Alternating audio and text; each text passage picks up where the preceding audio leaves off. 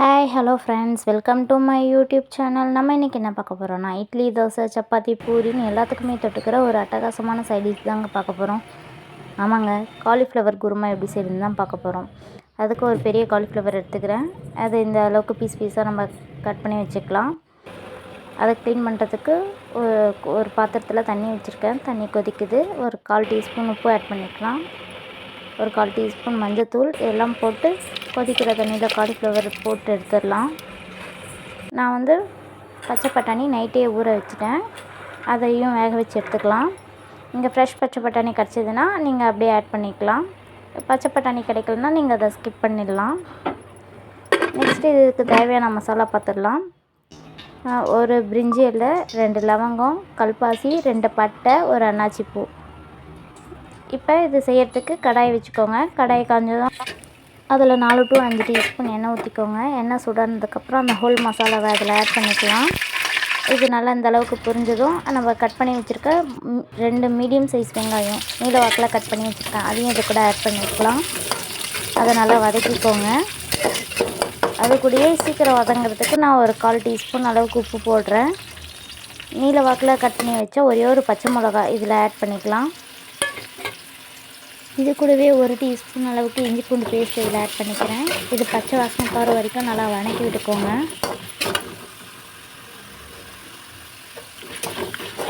கூடவே கருவேப்பிலை இதில் ஆட் பண்ணிக்கோங்க.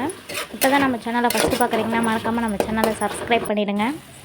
மீடியம் சைஸ் தக்காளி 2 அதையும் நீலவாக்கில் கட் பண்ணி வச்சுருக்கேன். அதையும் இது கூட ஆட் பண்ணிக்கலாம். இதை நல்லா கலந்து விட்டுக்கோங்க.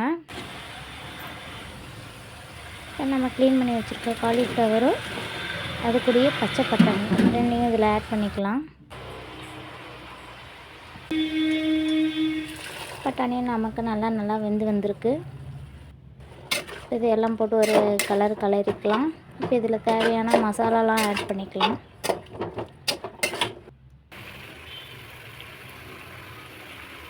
ஒன்றரை டீஸ்பூன் அளவுக்கு மிளகாய்த்தூள் போட்டுக்கிறேன். நீங்கள் உங்கள் காரத்துக்கு தகுந்த மாதிரி கூட குறைச்சி போட்டுக்கோங்க. 1 டீஸ்பூன் மல்லித்தூள், 1/4 டீஸ்பூன் மஞ்சத்தூள் எல்லாமே போட்டு நல்லா கலரி விட்டுக்கோங்க. மசாலாலாம் ஒன்றோட ஒன்று நல்லா மிங்கிள் ஆகணும். இது கலர்னதுக்கப்புறம் இதுக்கு தேவையான அளவு தண்ணி ஊற்றிக்கோங்க. நான் ஒரு சொம்பு அளவுக்கு தண்ணி ஊற்றிக்கிறேன். இது கொஞ்சம் வேகட்டும். நம்ம தட்டு போட்டு மூடி வச்சிடலாம்.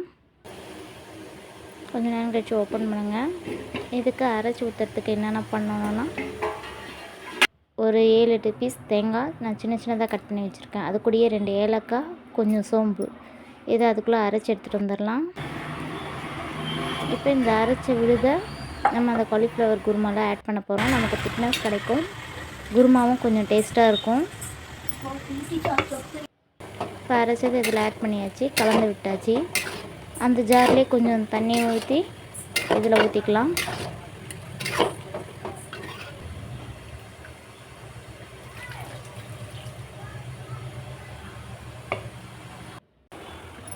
இந்த ஸ்டேஜில் உப்பு காரம் செக் பண்ணிக்கோங்க. எனக்கு உப்பு பத்தலை.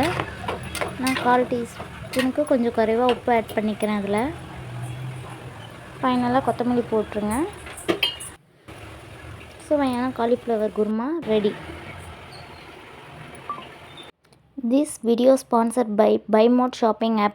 BuyMode e-shopping application is one of the online shopping app now available on Play Store and App Store. BuyMode e-shopping.